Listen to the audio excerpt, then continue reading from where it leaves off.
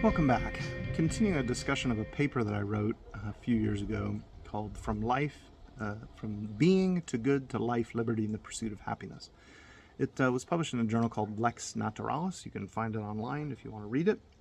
But I thought, since our Semiquincentennial is coming up over the next 12 months, I thought this might be a nice way to begin to celebrate it by having some videos out there on the philosophical background behind the Declaration of Independence, especially the phrase, we are endowed by our Creator with unalienable rights, among them life, liberty, and the pursuit of happiness. And so in this paper, I've been arguing that if you want to defend those, and I think we should, in fact, I think the only way to survive as the kind of republic that we were given in 1776 was to the kind of republic that began in 1776. Because it wasn't fully formed yet, but started, was conceived, put it that way, in 1776. The only way to defend that is to defend the philosophical background needed to ground the principles of the Declaration, which in turn ground the Constitution and our way of life. So in this part of the paper and in this video, I'm going to walk you through how you go from the identity of being in goodness to being good. Okay. In other words, it's enough to have the philosophical background, and I've done that in several videos in this series. So if you want to go into those details, watch those videos. But if you just want to follow along on this part where I say, look, once you've got a metaphysical and a metaethical grounding of being in goodness, and the self-evident nature of these unalienable rights, the next question is, how do I live those out? Okay, so that's the kind of the practical applied part here. So this is this part of the paper is called From Being and Good to Being Good. So far in this paper, I've argued that we can know both that existence is essential exemplification and that goodness is the aim-atness of exemplified essences. In addition, we know without argument and from our own experience of our own essential qualities as human beings that we are living, free, and capable of pursuing happiness. Thus, not only are life, liberty, and the pursuit of happiness good because they exist in us, but they're also good insofar as these qualities are perfected in us through the activities of our lives. And one might argue that this knowledge is not self-evident in the way that, say, Descartes' cogito, or the I think, therefore I am proposition, is self-evident in Descartes' meditations, for example. It may not be self-evident in the way that the nature of a logical relation or contradiction in the square of opposition is self-evident. However, it is self-evident in the sense that we can see without proof from the fact that the kinds of things that we are, from the nature of the essence of being human, that we are living, free, and capable of pursuing happiness. It is true that life, liberty, and the pursuit of happiness exist in us. And if it is true that these are essential qualities of being human, and if these are rights, at least in the negative sense of rights, that they are pursuable without interference, then they are necessarily unalienable. They cannot be taken away, because to do so would cause a human being to cease to exist as the kind of thing that a human being is. In other words, if you take those rights away, you take the exercise of them away, then you're causing damage to human beings. You're keeping us from being what we are. That's why the founders took this so seriously. That's why they were willing to give up their lives, their treasure, and defend with their honor these unalienable rights. Right? And that's why people have defended them down to the present day. And it's literally crazy to think that you can give them up. You cannot. All right. In order to further our knowledge of life, liberty, and the pursuit of happiness in a publicly recognizable way, in a way that would amount to a science, an organized, publicly accessible body of moral and political knowledge, it might be best to establish a modest framework for such a task as suggested by the late Dallas Willard. He claims that focusing on good persons is the proper domain of inquiry for moral knowledge. He states, quote, our first steps then might be to identify a good person as the central subject of moral theory. Following a particularist epistemology similar to the one in which existence itself is known, which I did in a previous video, Willard claims that by paying attention to particular cases of good persons, we can come to have a moral and ultimately political knowledge. I would add to this that from an understanding of what good persons are, we can conclude that the claim life, liberty, and the pursuit of happiness are unalienable rights is in fact self-evident from our understanding of what a good person is. Now, Willard offers the following general description of a good person, which arises from direct experience of good persons, both as individuals and in political community.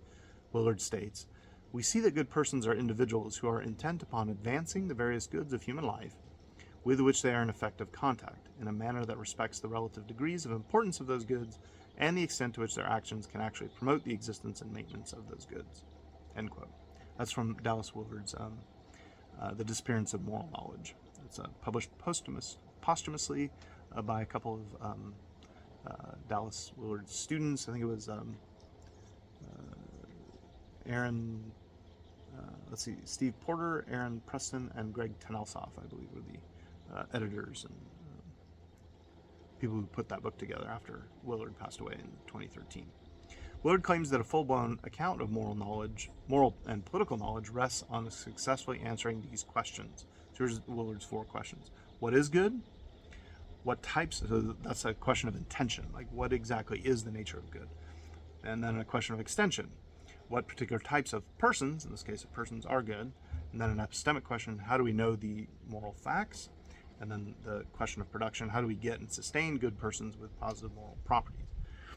So in this paper and in the previous videos, I've primarily been focusing on question 1, the intention question, what is good? And I've argued that goodness is existence, that is its essential exemplification, understood as existence itself and the perfection of an existing thing's essential qualities.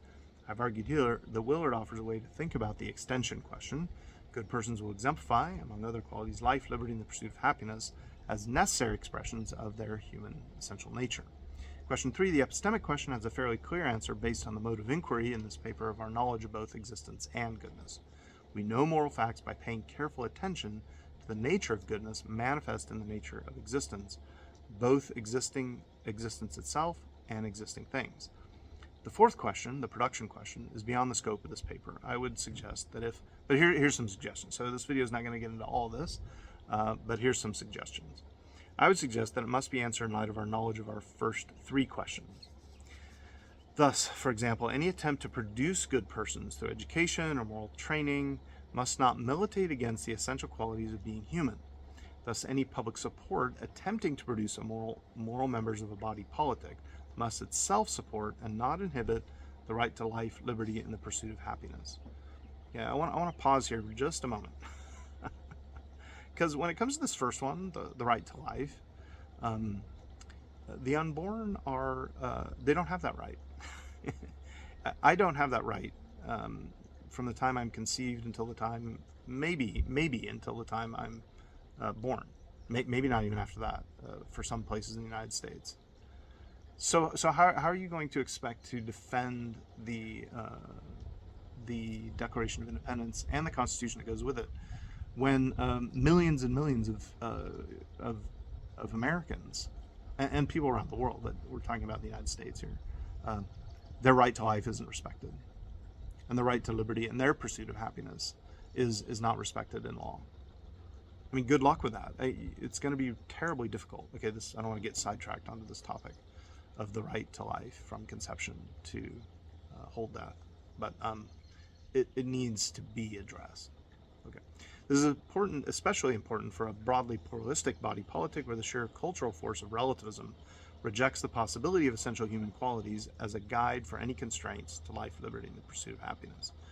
If there's quote-unquote no right way to live freely while pursuing happiness, then there's simply no reality beyond human preferential power, right? And we've seen that in the last 11 months or so before the year prior to our semiquincentennial anniversary. Who knows how it's going to be in the future if you're watching this video after that. But I have argued throughout this paper that there is reality beyond human power, and thus there is real possibility of life, liberty, and the pursuit of happiness, as well as an obligation to pursue it in public moral education, given real essential human nature. So, to conclude, in this paper, I have been defending the idea that not only are being and goodness real and really the same, but also that we can know both being and goodness, and we can know that they are really the same.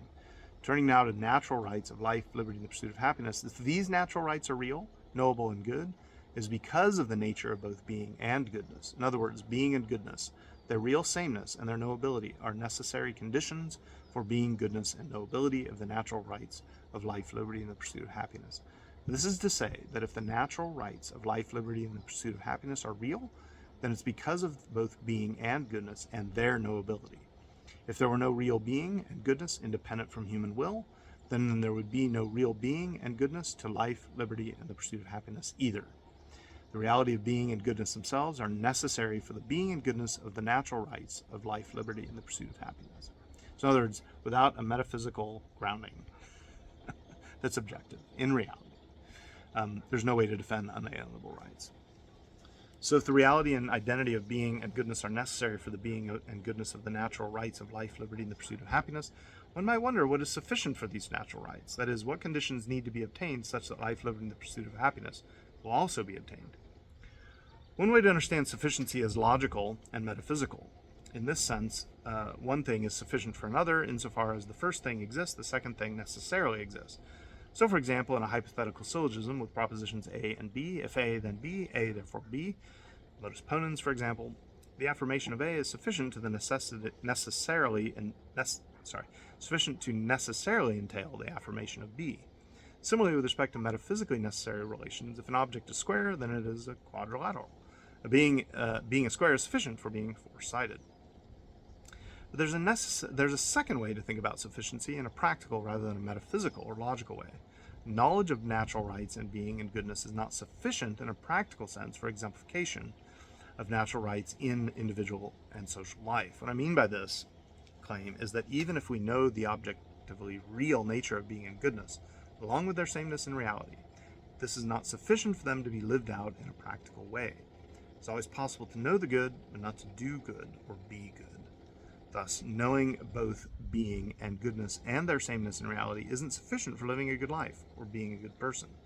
Even if we know the real sameness of being and good, and even if we know that being and goodness are necessary for obtaining the natural rights to life, liberty, and the pursuit of happiness, this doesn't guarantee that we will pursue these rights, or that these rights will be advanced or protected in a political community. This is a major lacuna, a hole, a gap in the human condition. Knowing what is really good, but not doing it. I mean, I think you can look at the challenges that the United States has had since its founding, right from the Articles of Confederation prior to the Constitution, the challenges we had with the Civil War, the challenges we have had internally in the United States throughout our history, is a challenge between knowing what's good, knowing that life, liberty, and the pursuit of happiness are unalienable rights, and then living that out.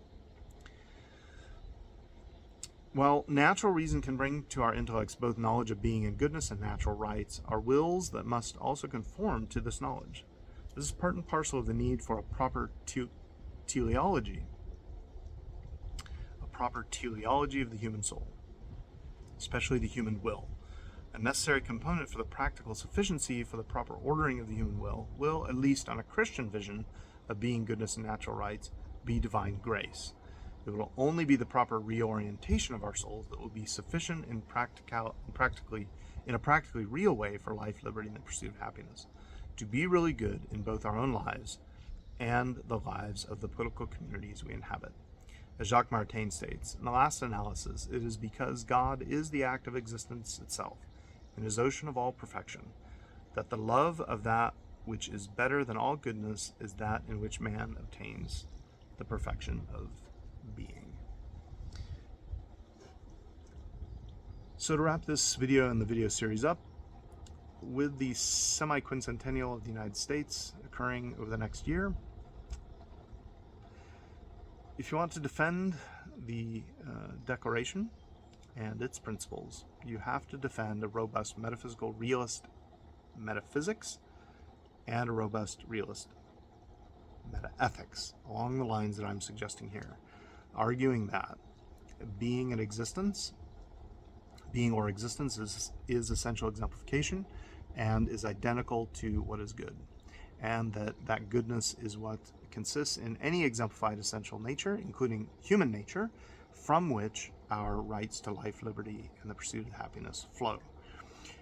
in order to achieve that, we can know that, and now we can implement it in some ways without having our internal wills and intellects transformed.